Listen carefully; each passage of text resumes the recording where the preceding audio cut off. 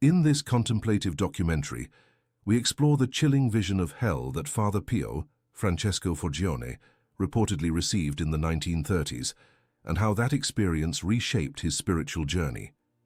Drawing exclusively on his own journals, contemporary eyewitness accounts, and the writings of those who accompanied him in the sanctuary, the film reconstructs the moment when the saint claimed to be transported to the depths of purgatory and hell.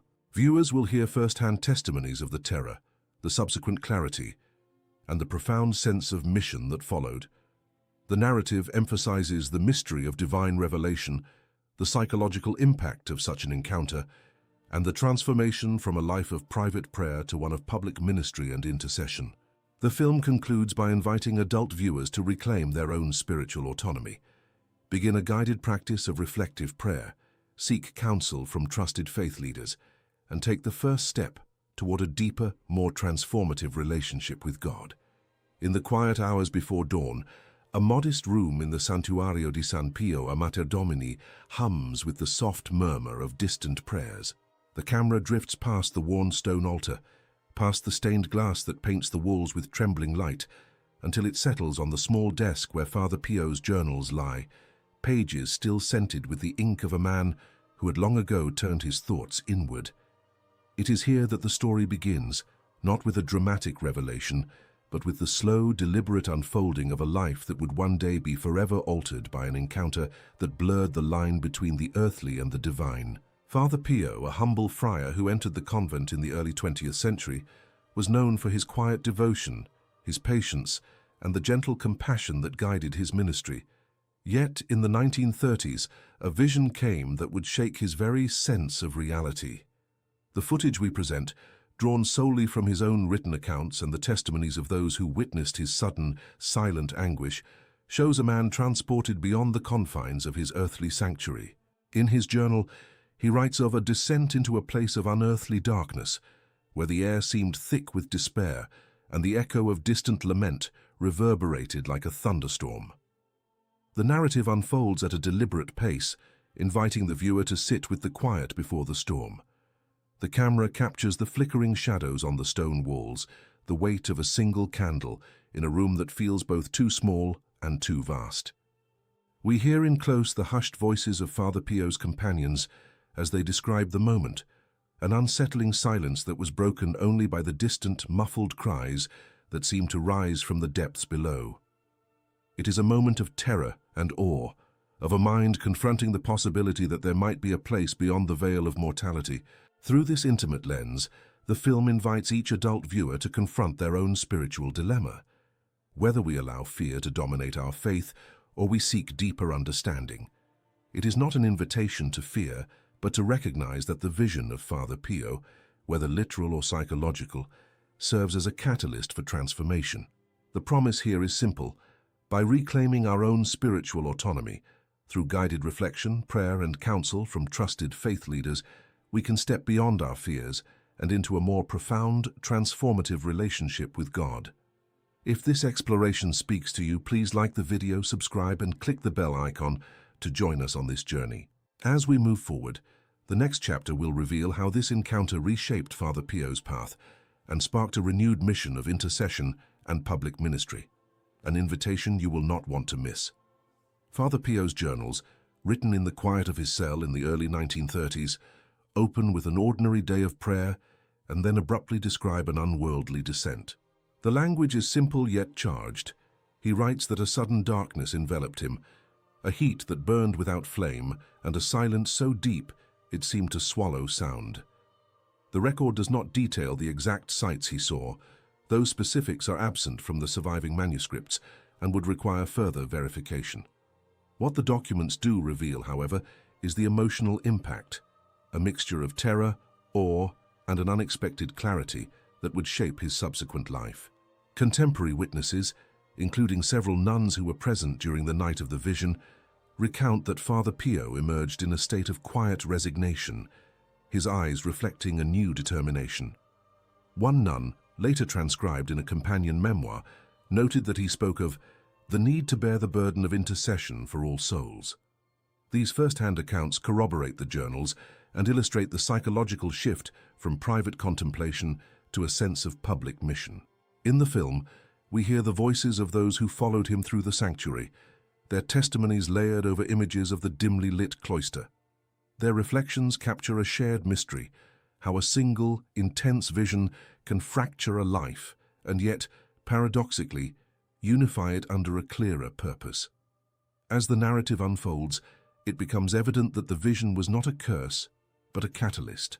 Father Pio's subsequent ministry, charitable works, the promotion of the devotion to the Divine Mercy, and his tireless intercessory prayer can be traced back to that moment of divine encounter. The camera lingers on the quiet stone walls, the faint scent of incense, the soft glow of candles flickering against the night, inviting viewers to feel the weight of that transition. It is here that the film invites the audience to consider their own spiritual autonomy, to recognize moments of doubt and clarity within their own lives. It gently urges them to engage in reflective prayer, to seek guidance from trusted faith leaders, and to take that first step toward a more transformative relationship with God.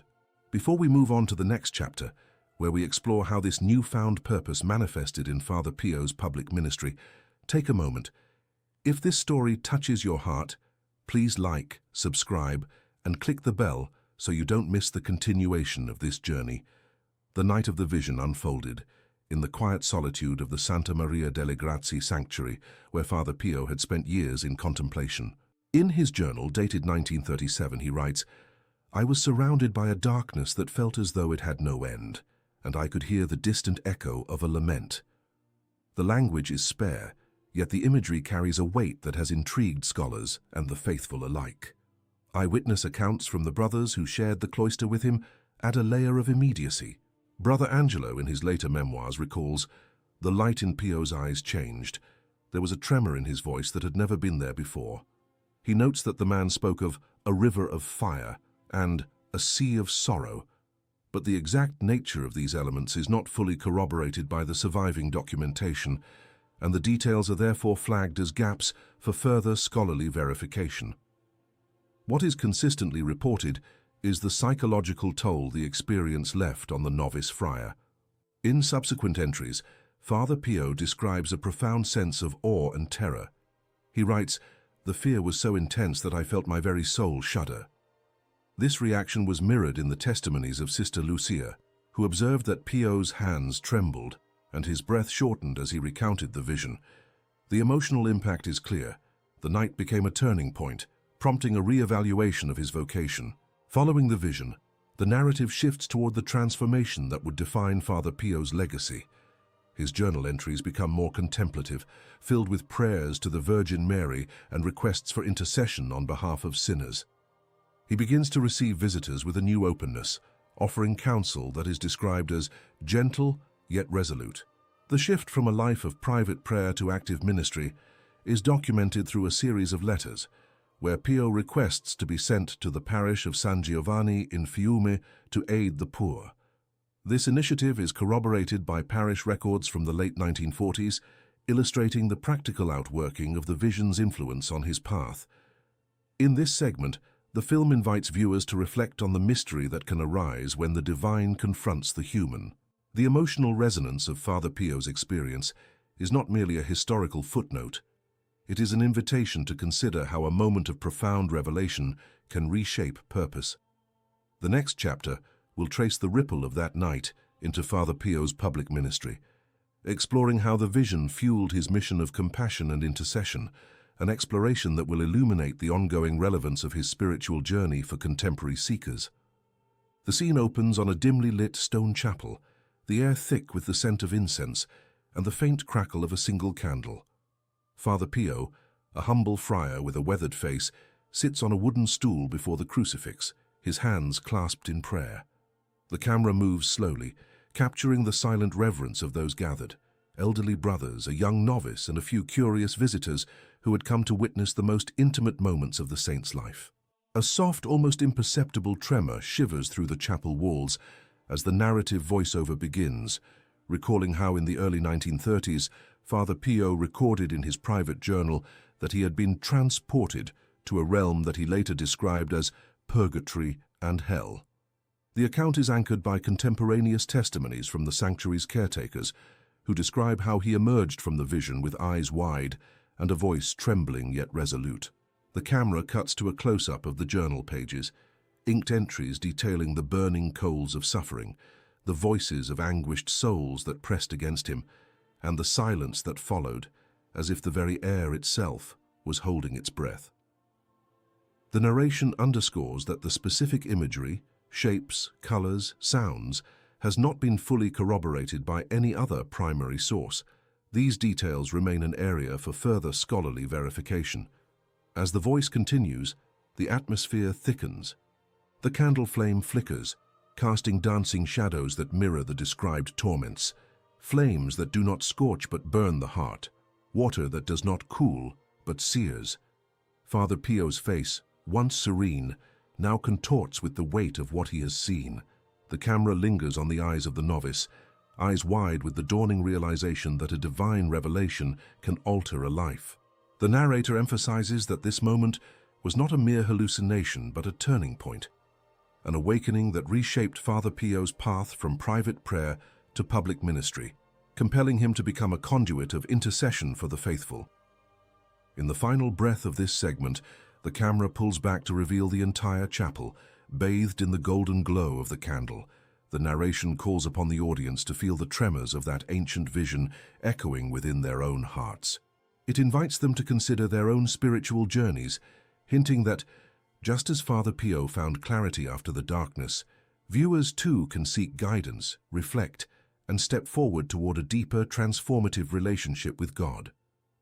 The screen fades to black, leaving the promise that the story continues, inviting the viewer to stay tuned for the next chapter, where the call to action will be fully realized. The film draws to a close on a note of quiet revelation, inviting each listener to step into the space that Father Pio once entered alone. In the dim glow of candlelight, the footage of the old sanctuary, the rustle of pages from his journals, and the hushed voices of witnesses together form a mosaic that feels almost tangible. We hear his own words, soft and earnest, when he writes that he was transported to the depths of purgatory and hell, a passage that, though recorded in his diary, remains a personal and unverified testimony.